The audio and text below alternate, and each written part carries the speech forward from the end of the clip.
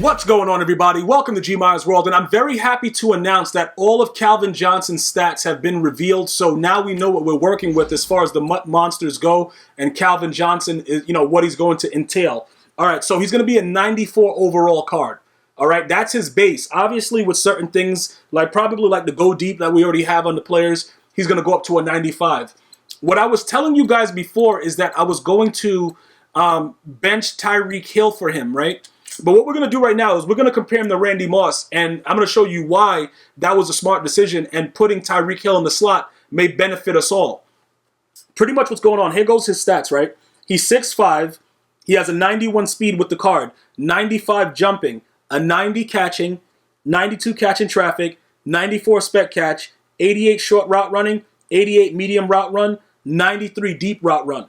Okay, so in addition to everything that he has, he can also get the deep route chemistry that Randy Moss has. All right, I didn't want to spend it on Jerry Rice because Jerry Rice doesn't do enough. He doesn't get the deep chem. He gets like the elite route runner, but I didn't want to spend any additional training on this guy because he's an idiot. All right, so look, what we're going to do is this. We already know we're going to put the sprinter chem on Calvin Johnson. So Calvin Johnson is going to be a 92 speed also. Okay. With the way that works out, it's actually a very, very good way to build your squad with Randy Moss, with Calvin Johnson, and with having Tyreke Hill in the slot. Let me explain to you why.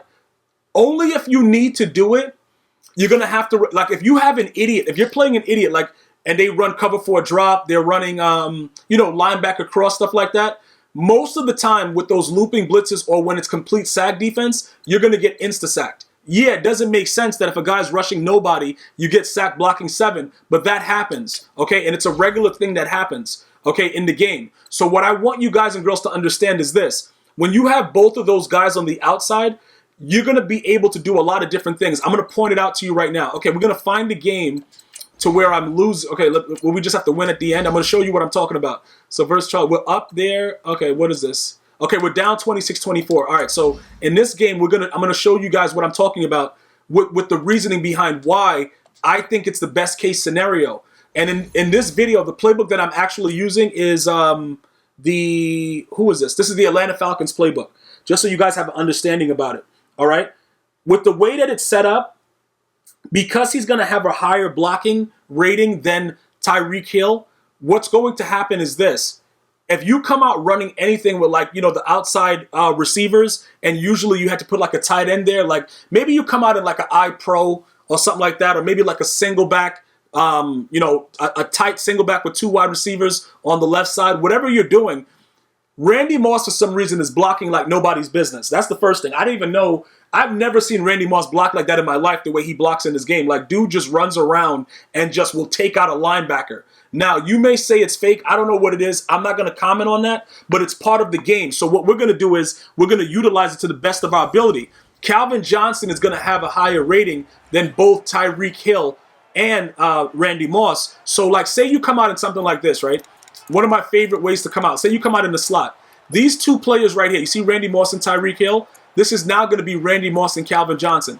I'm going to let you see the way that they react, even with Tyreke Hill there, and then we'll go from there. So now we're just pretty much, flipping the play to that side. And this is just a way to kind of get dudes. Why did they just let him run in like that?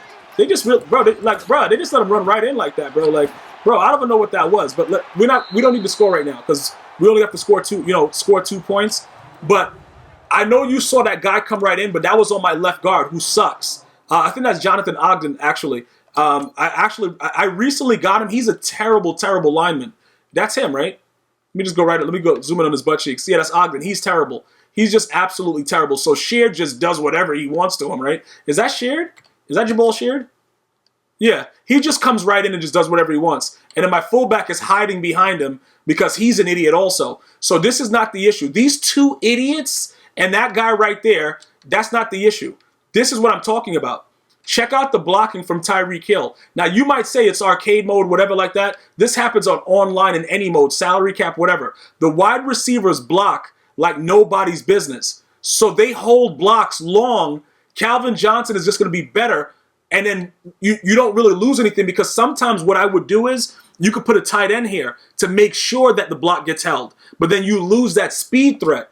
for when you want to like surprise them with a play action or whatever you want to do. So for instance, in this playbook right here, they have like the PA post shot, right? So say an idiot is coming out running linebacker cross, and he's just the biggest moron you ever knew. What you could do is right now with the way that they're playing, it probably wouldn't be. Well, we'll still try it. We'll still try it to just see what happens. Now Kelsey, I'll put on a streak, and then I'll just block that guy, and then I'll put this guy on a a release so that he'll go out on a route too. Now you can see that Kelsey should be open, but the whole objective is if I wanted to go to either side now, I got a bigger body, a bigger guy that can hold blocks longer. That's more of a realistic way, and it kind of scares the defense more. Because what happens is when they see that Tyreke Hill is there, sometimes they think that regardless of what you do, that he's not going to hold the block, so they'll be still able to get him regardless. Calvin Johnson is going to make them know, all right, look, more than likely this guy can block and it can go deep. That increases your chances of a higher, of a run game because they're not going to really want to come up on you. Another thing, like any two-back set, strong, I pro, where you got the two wide receivers now. Okay, we're going to go to that right now because they just fumble because they're garbage. What happens is, like, I think strong I has like a, wide receiver goes, right? So now when you look at this, now you're going to have Randy Moss, you're going to have Calvin Johnson there. And Calvin Johnson, because of his deep route running chemistry, he's going to be able to have these special hot routes that Randy Moss has. The deep out, the deep in, wide receiver corner, deep cross, all that stuff, right? So you can do it on either side and just completely manipulate the entire game. And then with that, in addition, you still got the run game.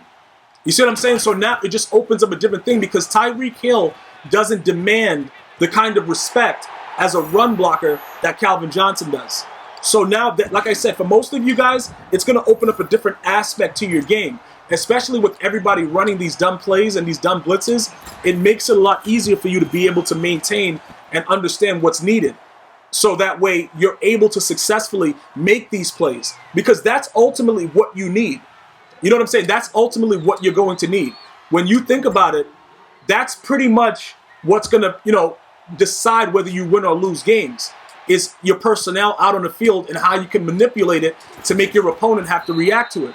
That's pretty much what it's all about. So you're going to have to focus on that a little bit with the stats that I just gave you. Now you know what you're looking forward to. So at least he's going to have a 92 speed. That's actually good enough to be able to make a lot of plays. So it's not that big of a deal. Okay, I thought that they would give him less speed. They didn't. So that works out for everybody. Like everybody involved gets a better situation. Why is that guy over there doing that? What's this? Okay, so yeah, just throw that hot one right quick. Yeah, there you go. Get hit stick in the face too.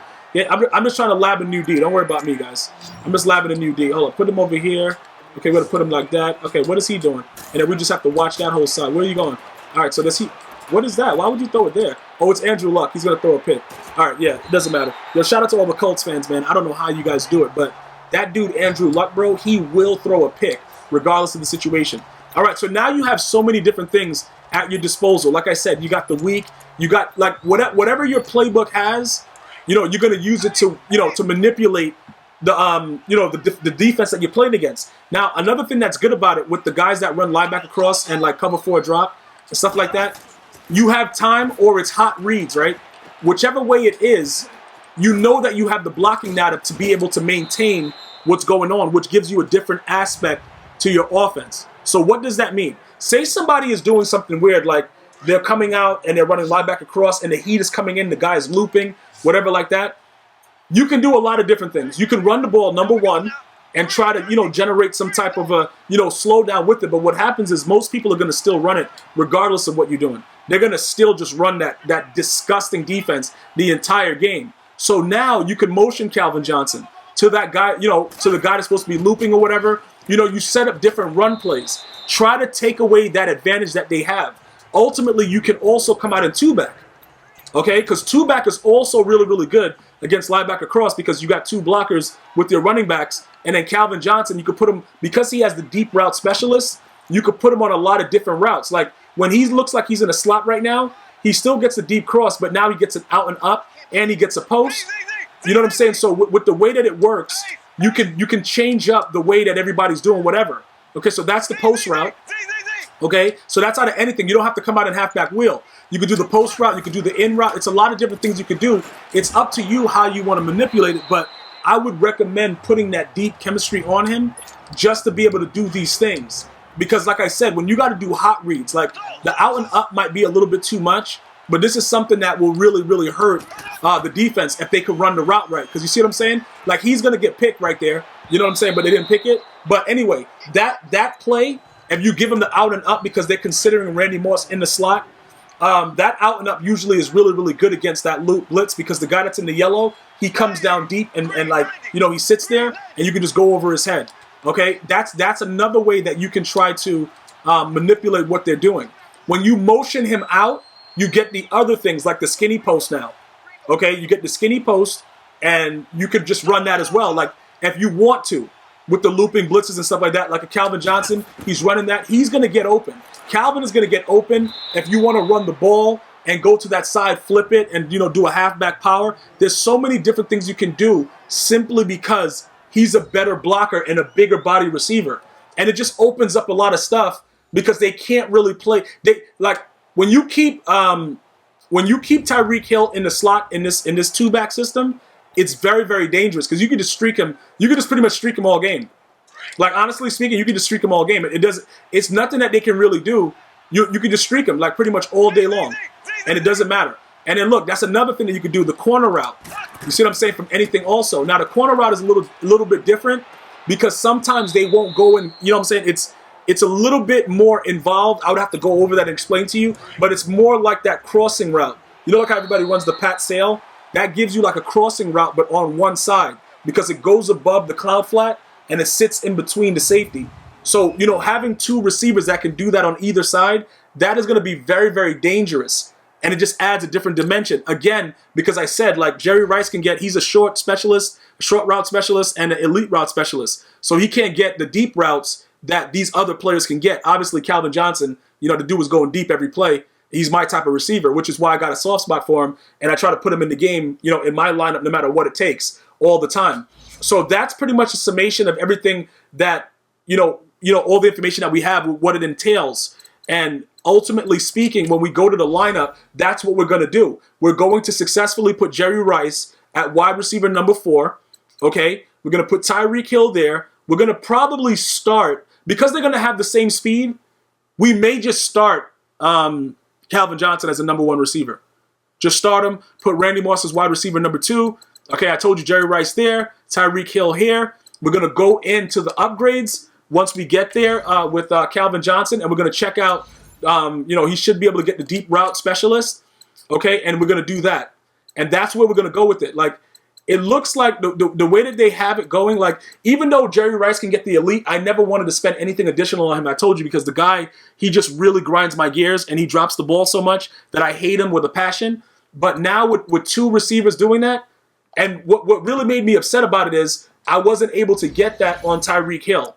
Because Tyreke Hill being able to run those routes, it'll be a nightmare because he's so fast and small. But he doesn't unlock it because he doesn't meet the threshold with his base card. So he's not able to get that under his chemistry. So that's just pretty much what it is right now. That's all the information I have. And as far as how I'm going to be building my team, I would love to hear what you guys think about it. Definitely drop a line. I'm going to see you guys and girls next time. One love.